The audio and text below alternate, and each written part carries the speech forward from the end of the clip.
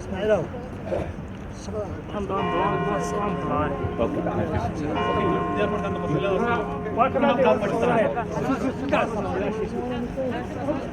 Network bak ne oldu? Network.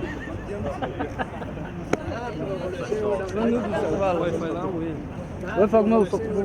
وين؟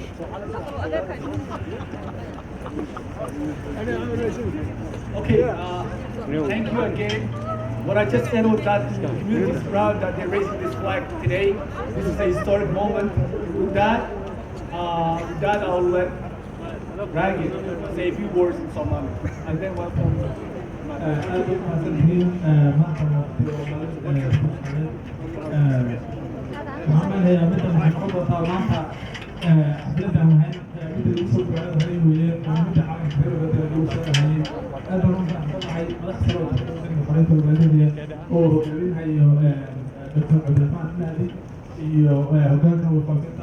حسب معلم بطنتي يجري هالك المعرفة اللي ما تقول شو الله وحن إن شاء الله سوينا دونا ناس عارفة سوينا دونا كل معهم كذا دونا يعني مو دور بريئة أيوة أمين صدر بريئة وعلى كل اسمه دونا أتبع شغله ما أدري وين كان هنا ذاك أول كثير شكرا إن شاء الله ويا بريئة كل دونا كذا معهم كذا دونا والمحسن هي جالين اسمها اوسكار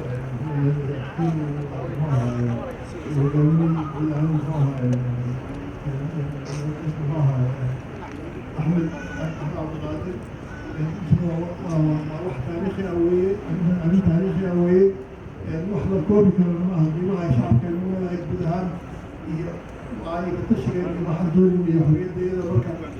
نفهم بينوتها يكبدها وحان أركن عن يومتي عن مثالي نعود دولنا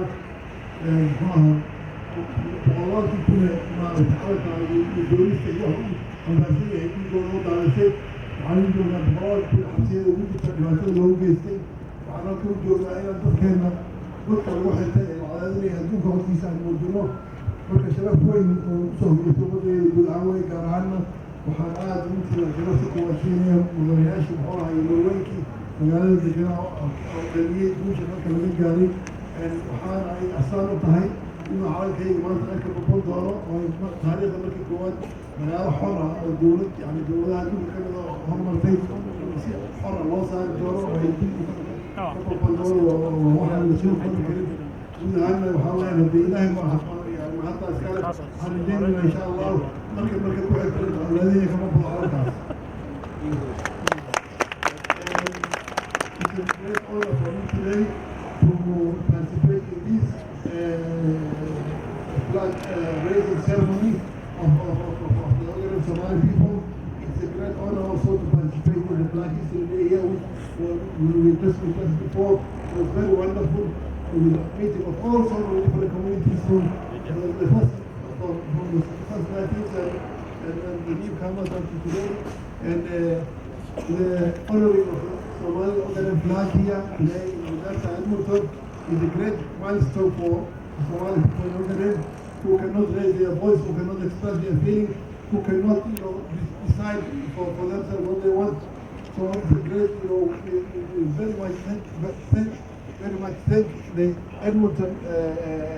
local government, and general Edmonton, Alberta government, and the Canadian government for according the Somalis in this country that great privilege of having a freedom to express their feelings, their identity, and their existence. With the same also, we also want all the other communities who are here, who also are taking part in this. And what we say is the raising of the flag here today, the raising of the flag here is an embodiment of the millions and thousands who actually have no say, no voice, no democratic rights, whose freedom has been curtailed, has been refused, who are actually in a big gulag in Ogaadeeniya. And this is the testimony of how their brothers and sisters have gone and stood for them, including also with the help of other, communities to raise their voice. So this flag is going to be raised for the voiceless people of Ogaadeeniya.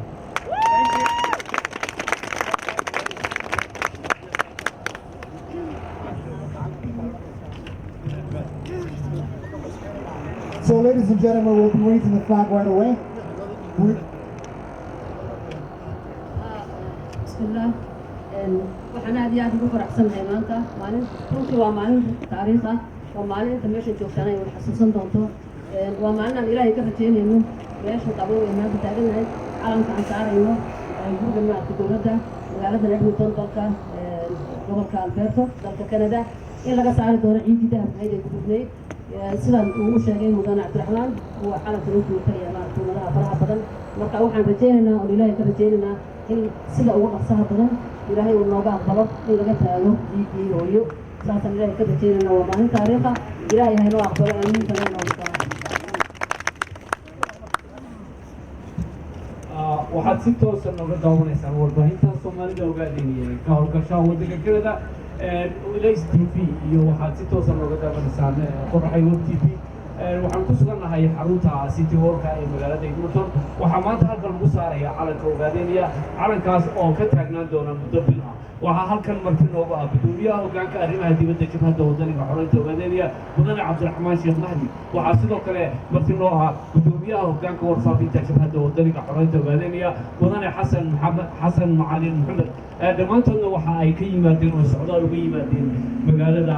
ingiriiska ayay ka yimaadeen iyaga oo munaasabadan lagu marti qaaday inay ka qayb galaan 3 maalmood oo xaflada oo ka socon doonta magaalada maanta oo ah maalintii taariikhda dadka midowga loo aqoonsaday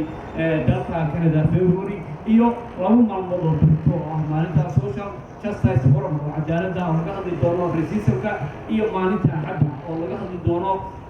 human rights political honor and human rights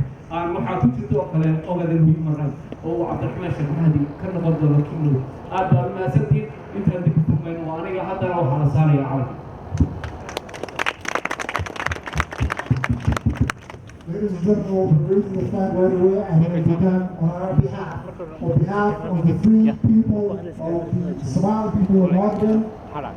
will be done by the Please sing along with the national anthem.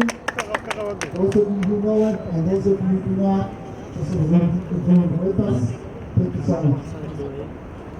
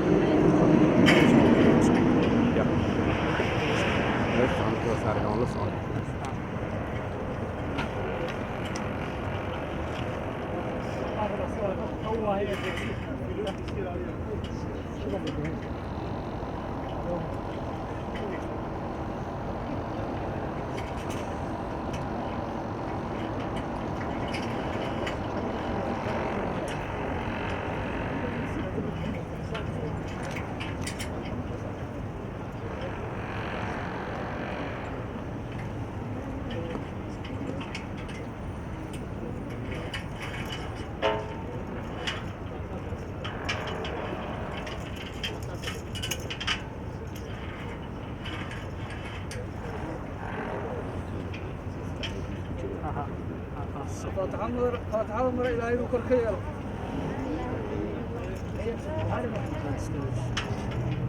كده جهزت All set? 1, 2, 3.